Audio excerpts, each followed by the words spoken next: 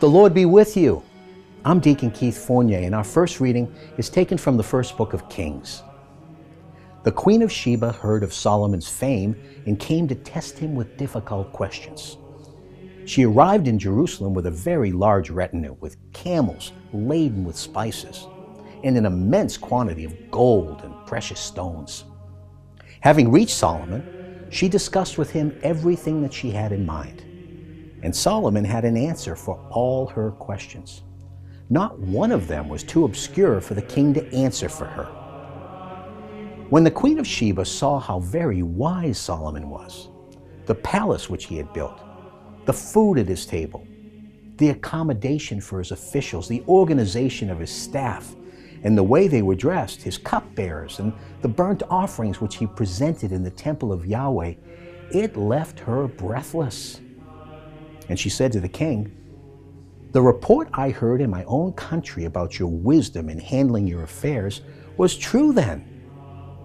Until I came and saw for myself, I did not believe the reports. But clearly, I was told less than half. For wisdom and prosperity, you surpass what was reported to me. How fortunate your wives are.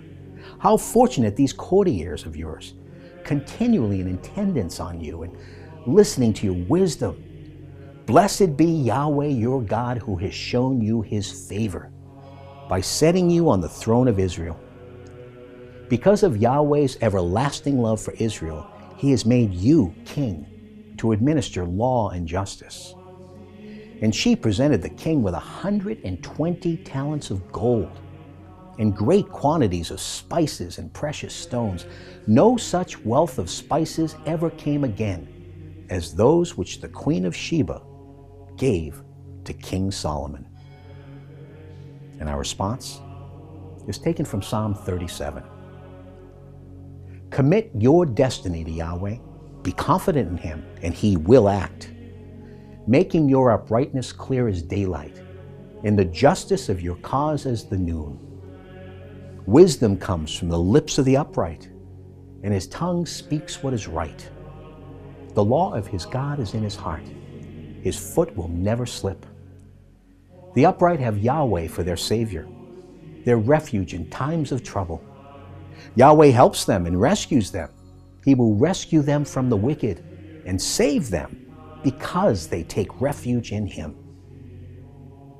In a reading from the Holy Gospel according to St. Mark, Jesus called the people to him again and said, "Listen to me, all of you, and understand. Nothing that goes into someone from outside can make that person unclean. It is the things that come out of someone that make that person unclean.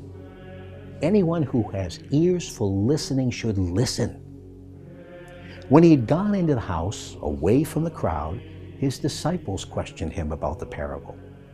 He said to them, "Even you? Don't you understand? Can't you see that nothing that goes into someone from outside can make that person unclean? Because it goes not into the heart, but into the stomach and passes into the sewer." And he went on, "It is what comes out of someone that makes that person unclean. For it is from within, from the heart, that evil intentions emerge.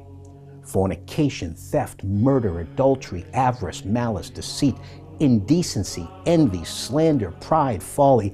All these evil things come from within and make a person unclean." The Gospel of the Lord.